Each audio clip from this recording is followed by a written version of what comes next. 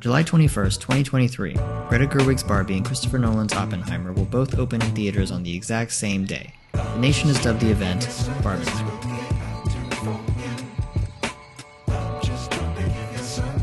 Is it the greatest double feature of all time, or will one devour the other at the box office? And why is Tom Cruise freaking out about it? I'm just telling you right now, okay? Just put your manners back in. Let's take a look at Barbenheimer.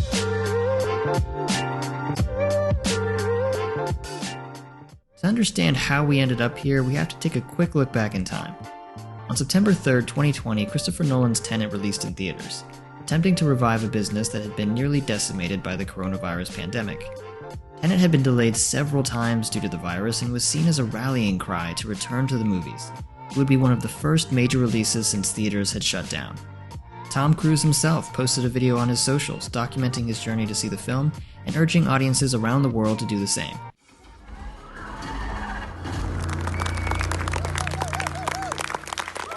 Back in the movie theater, everybody.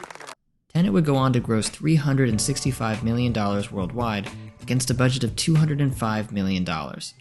Factoring in marketing costs, some analysts predicted that the film would result in a loss of over $100 million for Warner Brothers, though the studio insisted losses would not top $50 million.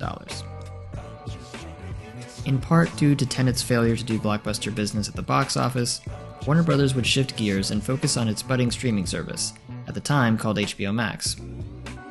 On December 3rd, 2020, exactly 3 months after Tenet had been released, Warner Brothers would announce the studio's entire 2021 film lineup would see a simultaneous theatrical release and a 1-month limited release on the streaming service, internally referred to as Project Popcorn.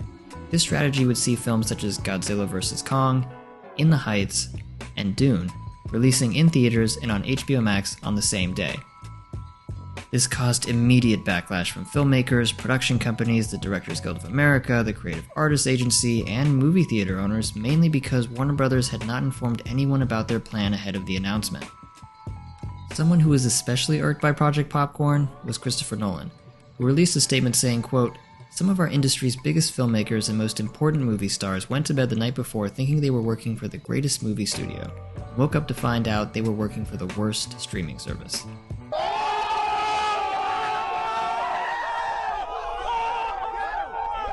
Nolan viewed Project Popcorn as a direct insult to the entire filmmaking industry.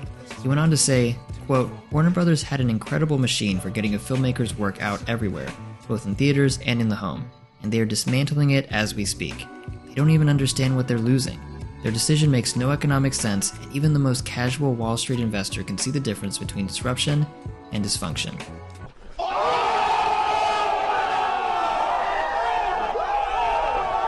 One talent agent stated, quote, "Never have this many people been this upset with one entity."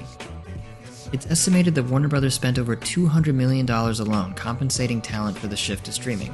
Warner Brothers wasn't happy with Tenet's box office numbers and mixed critical response, and Nolan wasn't happy with Project Popcorn, so when it came to his next movie, a passion project about the theoretical physicist who helped develop the first nuclear weapons, Nolan decided to take his business somewhere else. Several studios jumped at the chance to work with Nolan, but ultimately Universal won out.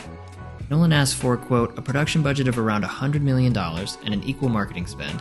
He asked for total creative control, 20% of first dollar gross, and a blackout period from the studio wherein the company would not release another movie 3 weeks before or 3 weeks after his release.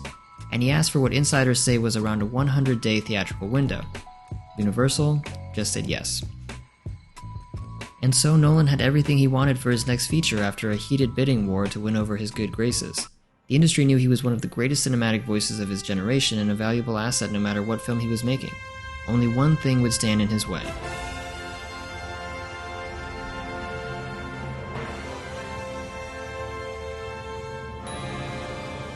Barbie had actually languished in development hell since 2009, with the likes of Diablo Cody, Amy Schumer, and Patty Jenkins all connected to the project at some point. It wasn't until actress-producer Margot Robbie stepped in that the project finally fell into place.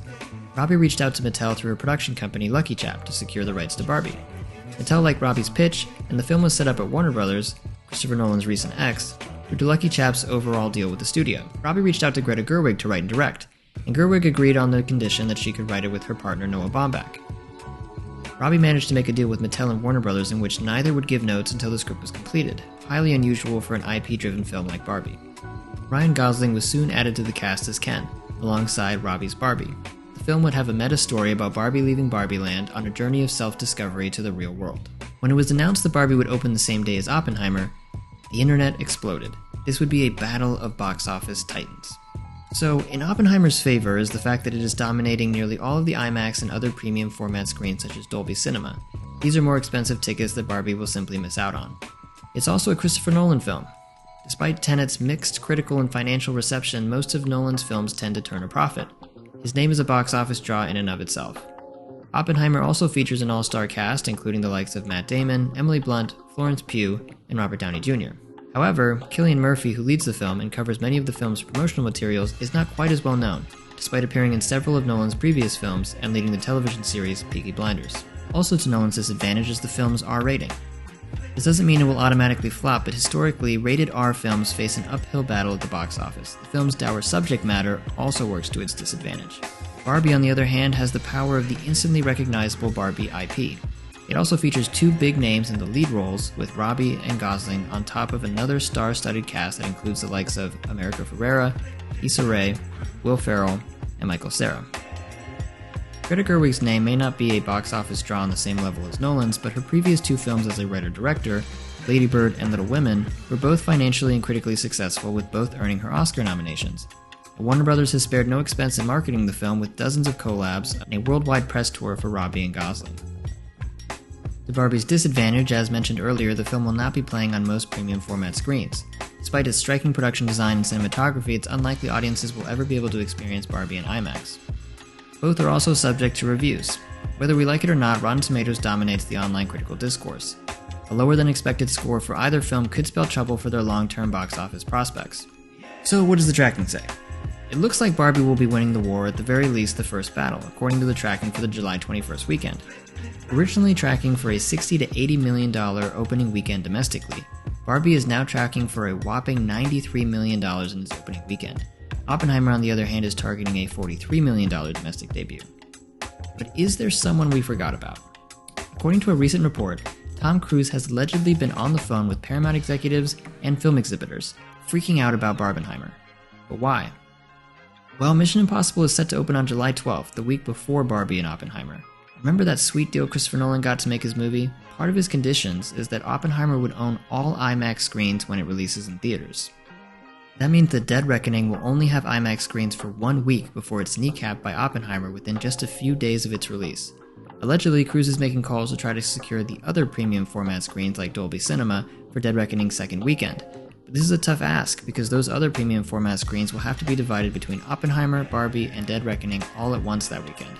This is a really tough decision for exhibitors. Christopher Nolan shoots his films in IMAX and he's essentially an ambassador for the brand. He signed his deal for 3 weeks of exclusivity with IMAX screens way before Dead Reckoning even got its release date, so that's set in stone. That leaves the other premium format screens. Screens that again are more expensive than your average movie ticket. Exhibitors have to decide whether to give them to Oppenheimer on its opening weekend alongside its IMAX screens, or Barbie, which could open to more than twice as much as Oppenheimer in its opening weekend despite not having any IMAX screens at all. And what about Dead Reckoning? It's tracking to open between $65 and $80 million domestically in its opening weekend. That's a slight bump up from the previous franchise best, Fallout's $61.5 million opening weekend. The increase is likely due to Cruise's success with Top Gun Maverick, which some, including Steven Spielberg, would argue actually succeeded where Tenet had failed in bringing movies back after the pandemic, grossing $1.4 billion worldwide. The most likely scenario is that Barbie will open in first place with around $90 million, followed by Oppenheimer in second place with $43 million, and then Mission Impossible with between $30 and $40 million in its second weekend after a normal 50% drop. But there's actually a world where Oppenheimer opens in third place in its opening weekend with Barbie in first and Dead Reckoning in second. Better word of mouth, a series high 98% on Rotten Tomatoes, and a more family-friendly PG-13 rating could carry Mission Impossible to a $40 or $50 million second weekend. And if Oppenheimer comes in below tracking, like many films this summer have, it could land in the $30 to $40 million range for its opening weekend. A first place Barbie, second place Mission Impossible, third place Oppenheimer lineup is again unlikely, but it could all depend on if Cruise and Paramount can squeeze out enough premium format screens in Dead Reckoning's second weekend. It won't matter how good the word of mouth is if it's simply not playing on enough screens. As of today, it seems that most of those premium format screens are actually going to go to Barbie instead because of its strong opening weekend tracking. And exhibitors will be juggling all three in the weeks following their release, assigning premium format screens to whichever is most profitable. Remember The Flash? It opened in IMAX and premium format screens but floundered in its opening weekend. When it dropped even harder in the second weekend, most of its premium format screens, including IMAX, were given back to Across the Spider-Verse, which had opened 2 weeks before. Something similar could happen in the Barbenheimer Dead Reckoning war. Of course, the optimist in me hopes that all three films can coexist and succeed without cannibalizing each other. The Barbie and Mission Impossible teams have both gone out of their way to support the other's films. Multiple movies succeeding is good for cinema. In 2008, The Dark Knight and Mamma Mia opened on the same weekend. Dark Knight finished its run with a $1 billion worldwide total on a budget of $185 million. And Mamma Mia ended up grossing $611 million worldwide on a budget of $52 million. In 2017, Dunkirk and Girls Trip opened on the same weekend. Dunkirk grossed $527 million total with a budget of around $100 million, and Girls Trip grossed $140 million total on a budget of $19 million. So it's possible. Barbie and Oppenheimer both carry a budget of $100 million, much less than recent flops like The Flash and Indiana Jones 5. Factoring in an equal marketing spend, each only has to make $200 million to break even, completely achievable given their respective opening weekend numbers.